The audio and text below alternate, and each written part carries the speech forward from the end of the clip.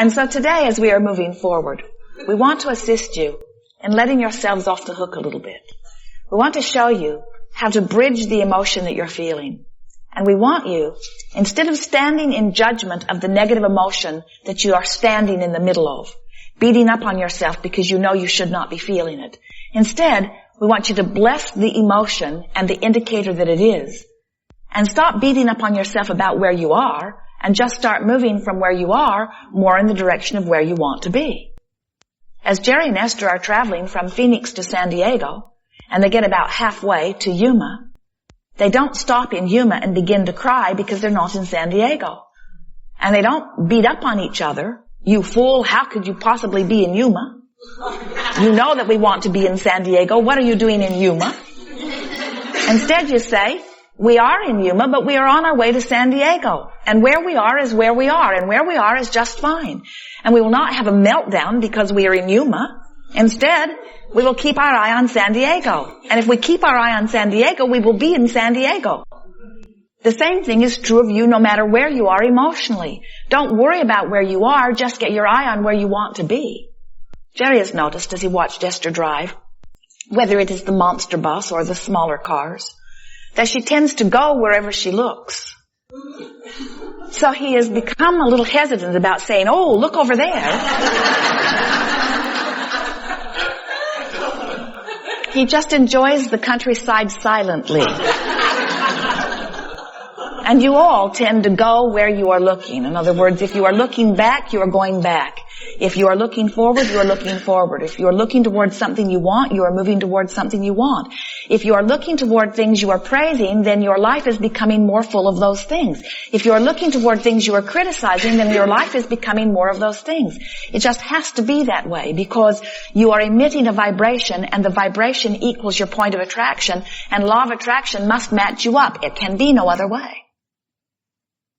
So as you are realizing that you are always moving somewhere, and you begin saying deliberately, I'm moving where I'm looking, I'm moving where I'm speaking, I'm moving where I'm thinking, so I'm going to think and speak and talk and look and imagine and remember about things where I really want to go. As soon as you make that decision, you begin improving the way your life unfolds. It happens instantaneously. It's really a lot of fun to recognize that you are the creator of your own experience. And it is so much fun when you realize that you have an indicator that you are born with that lets you know in every moment how you're doing. How you're doing in relationship to your own desires. Your indicator is not about what anybody else wants for you. Your indicator is only about your connection with who you really are. It is the measurement between the vibration that is really you and the vibration of your intentions and the vibration of your habitual habit of thought. Your emotions are that gauge between where you want to be and who you really are and where you are in the moment. And if you pay attention to the way you feel, you always know what your vibrational content is. We never see you in your automobile looking at your empty gas gauge and condemning it for being empty. You don't take a hammer and just beat it out of the dashboard. You foolish thing, you're on empty. Instead, you respond to the indicator and you put some more fuel in. Your emotions are a similar indicator. When you are on empty, you feel negative emotion. You can never empty out all the way, but you can pinch it off pretty good. But that negative emotion is low on source energy. And when you start praising and appreciating and looking for reasons to feel good, then you start filling your tank up again. In other words, we've talked about your valve. We've talked about being tuned in, turned on, tapped in. We talk about being connected to source energy. We talk about you being an extension to source energy. We talk about your cork floating. We talk about raising vibration. We've offered just about every analogy that is imaginable to try to help you to realize that you have control about how much of your source energy that you are allowing or disallowing, allowing or resisting in any moment. But when we talk about this gas gauge, we really want you to get the sense of it, that it is really silly for you to beat up on yourself when you have negative emotion. Instead say, bless this gauge that is letting me know that I've been mucking around in some habit of thought that I inherited from my mother. I didn't realize how out of proportion it is to who I really am, or how detrimental to my experience it really is. It's something that the television purports day after day, week after week, year after year. I sort of absorbed it, didn't realize until now, because my indicator lets me know that this thought is not a match to what I want.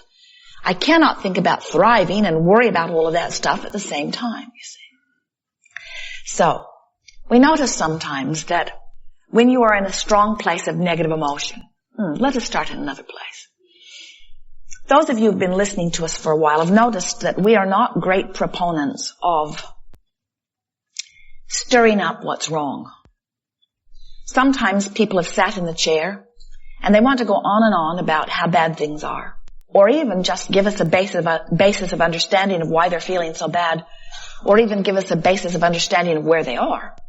And you've heard us cut them off abruptly sometimes, teasing them, encouraging them not to go to that negative place, because the longer you poke around at what you do not want, the longer you hold yourself in that place. And so we have been very strong proponents of reaching for the best thought that you can find.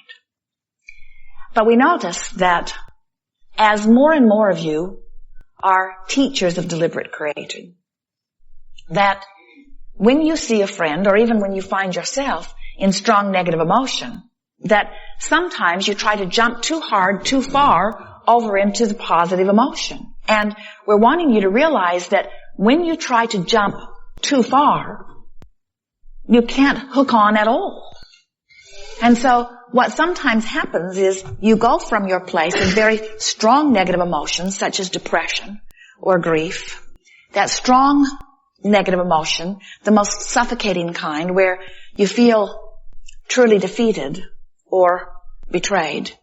And in that strong negative emotion, even though you know that you want joy, even though you know you want to feel love, even though you would like to reach for appreciation, you don't have access to even a little piece to hook onto. And so then you go from feeling this strong depression to anger, to depression, to anger, to depression, to anger, and you can't seem to break out of that cycle. So what we're wanting to help you to realize here as we are moving through our time together is that your gas gauge doesn't fill up all at once either. You don't go from empty to full instantaneously, unless you go to the truck stop where it really puts it in fast, but not that fast even there. You are incrementally refilling your tank, and you are incrementally adjusting your vibration. So let's say that you're in this place of very strong negative emotion, and let's call it grief, that kind of emotion where you feel like you can't even get a breath of air. And when we say to you, reach for the best feeling thought that you can find, you don't have access to that joy that your mate or your friend would like you to come to. The best you might be able to do is rage. And the thing that we'd like you to focus on here with us for just a moment today is that the rage that you feel is an improved feeling. But only you know it. Somebody else who's nowhere near depression or nowhere near rage could easily look at you and say, that's a very inappropriate emotion that you're holding. Don't you know that you're the creator of your own experience? Don't you know that that rage will net you nothing good? And we say, they don't know. They don't know that you have improved the way you feel by finding the improved emotion of rage. Now, we're not encouraging you to stay stuck in that rage, but we're encouraging you to say, I feel better, because now at least you can breathe again.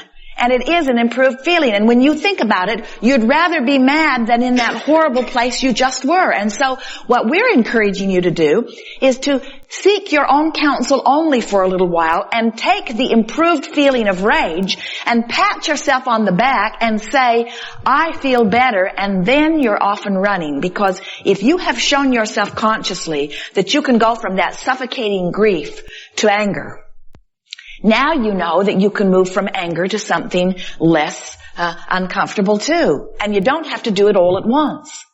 If you don't stop and pat yourself on the back and acknowledge your personal control, then you'll slip right back into that depression again. And that's what we see happening with so many who are being counseled by people who really want to get them out of the rage. And the reason society doesn't want you to be angry is because society is afraid that you will act out against them. In other words, most of you, if you are watching someone on the outside, find them easier to deal with when they are depressed than when they are angry.